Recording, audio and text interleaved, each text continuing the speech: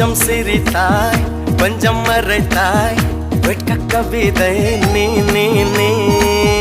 கொஞ்சம் துடித்தாய் கொஞ்சம் நடித்தாய் இரட்டை பிறவி நீ நீ நீ அம்மா அம்மம்மா என் தாயோட்டும் பேசாத மௌனத்தை நீயே சொன்னாய் அப்பா அப்பப்பா நான் யாரோடும் பேசாத முத்தத்தை நீயே தந்தாய்